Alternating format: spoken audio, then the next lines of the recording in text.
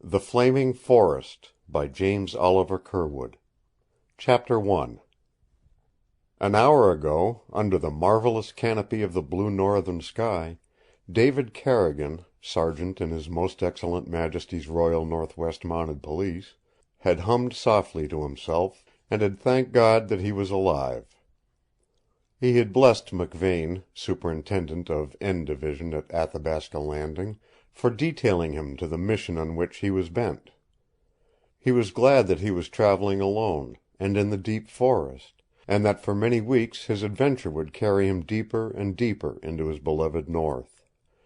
Making his noonday tea over a fire at the edge of the river, with the green forest crowding like an inundation on three sides of him, he had come to the conclusion, for the 100th time perhaps, that it was a nice thing to be alone in the world, for he was on what his comrades at the Landing called a bad assignment.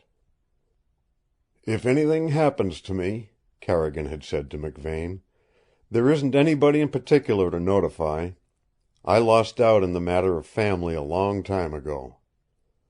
He was not a man who talked much about himself, even to the Superintendent of N Division, yet there were 1,000 who loved Dave Carrigan, and many who placed their confidence in him. Superintendent McVane had one story which he might have told, but he kept it to himself, instinctively sensing the sacredness of it. Even Carrigan did not know that the one thing which never passed his lips was known to McVane. Of that, too, he had been thinking an hour ago. It was the thing which, first of all, had driven him into the North. And though it had twisted and disrupted the earth under his feet for a time, it had brought its compensation. For he had come to love the North with a passionate devotion. It was, in a way, his God. It seemed to him that the time had never been when he had lived any other life than this under the open skies. He was 37 now, a bit of a philosopher, as philosophy comes to one in a sun-cleaned and unpolluted air, a good-humored brother of humanity, even when he put manacles on other men's wrists, graying a little over the temples, and a lover of life. Above all else, he was that, a lover of life, a worshipper at the shrine of God's country. So he sat that hour ago, deep in the wilderness 80 miles north of Athabasca Landing, congratulating himself on the present conditions of his existence. 180 miles farther on was Fort McMurray, and another 200 beyond that was Chipewyan, and still beyond that, the Mackenzie and its 1,500-mile trail to the northern sea. He was glad there was no end to this world of his. He was glad there were few people in it. But these people he loved. That hour ago he had looked out on the river, as 2 York boats had forged up against the stream, craft like the long, slim galleys of old, brought over through the Churchill and Clearwater countries from Hudson's Bay. There were 8 rowers in each boat. They were singing. Their voices rolled between the walls of the forests. Their naked arms and shoulders glistened in the sun. They rowed like Vikings, and to him they were symbols of the freedom of the world. He had watched them until they were gone upstream, but it was a long time before the chanting of their voices had died away.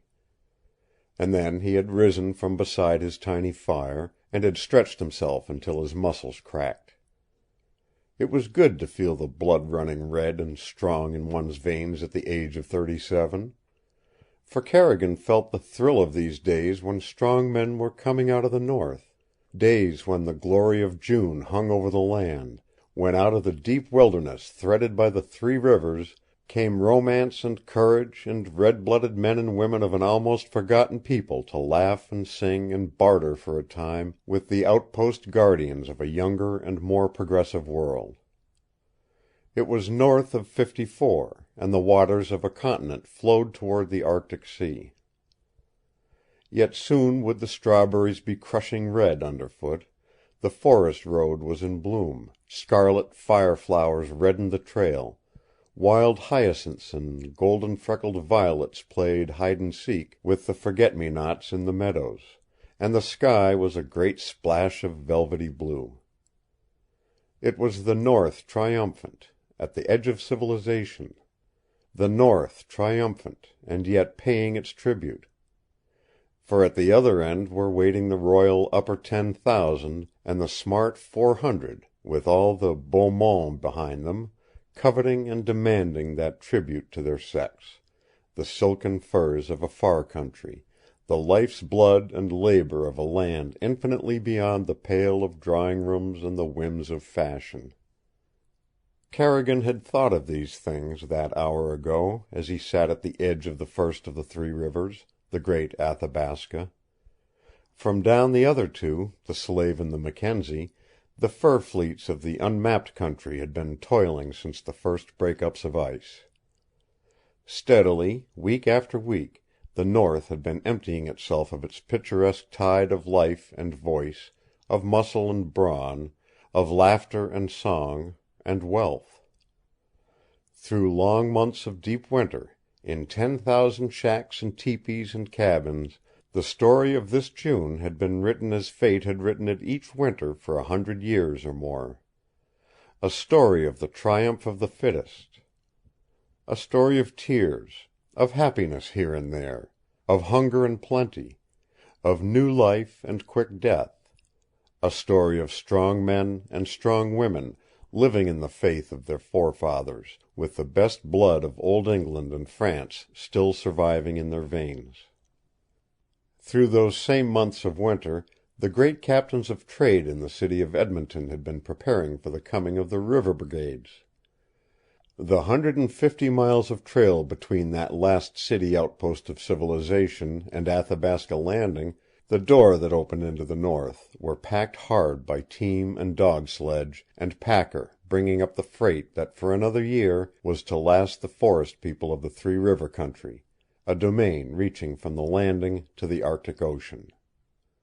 In competition fought the drivers of Révillon Brothers and Hudson's Bay, of Free Trader and Independent Adventurer. Freight that grew more precious with each mile it advanced must reach the beginning of the waterway.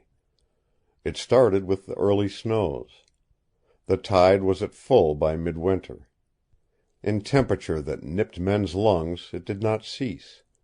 There was no let-up in the whip hands of the masters of trade at Edmonton, Winnipeg, Montreal, and London across the sea.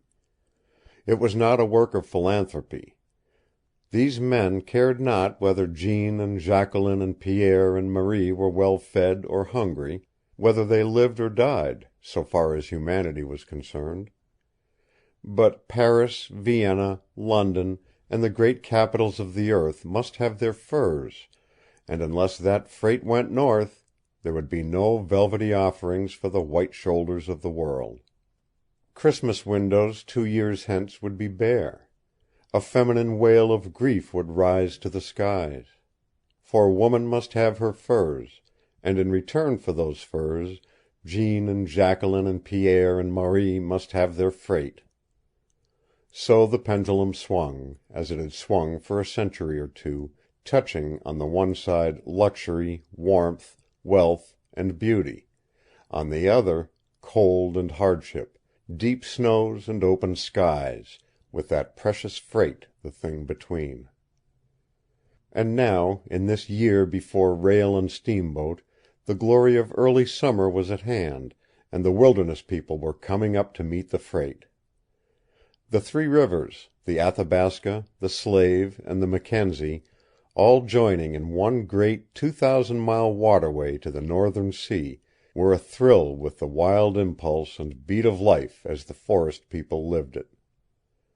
The Great Father had sent in his treaty money, and Cree song and Chippewayan chant joined the age-old melodies of French and half-breed.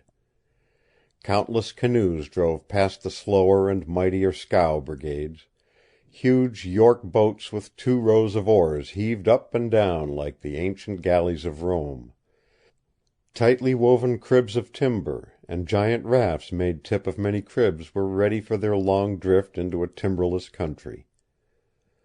On this 2,000-mile waterway a world had gathered. It was the Nile of the Northland, and each post and gathering place along its length was turned into a metropolis, half savage, archaic, splendid with the strength of red blood, clear eyes, and souls that read the word of God in wind and tree. And up and down this mighty waterway of wilderness trade ran the whispering spirit of a song, like the voice of a mighty God heard under the stars and in the winds. But it was an hour ago that David Carrigan had vividly pictured these things to himself close to the big river, and many things may happen in the 60 minutes that follow any given minute in a man's life.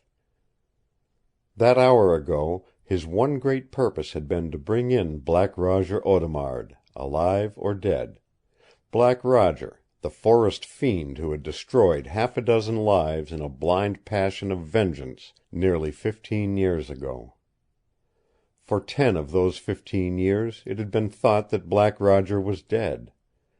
But mysterious rumors had lately come out of the north. He was alive. People had seen him. Fact followed rumor. His existence became certainty. The law took up once more his hazardous trail, and David Carrigan was the messenger it sent. "Bring him back, alive or dead," were Superintendent McVane's last words. And now, thinking of that parting injunction, Carrigan grinned, even as the sweat of death dampened his face in the heat of the afternoon sun. For at the end of those 60 minutes that had passed since his midday pot of tea, the grimly, atrociously unexpected had happened, like a thunderbolt out of the azure of the sky. End of chapter 1. Recording by Roger Moline.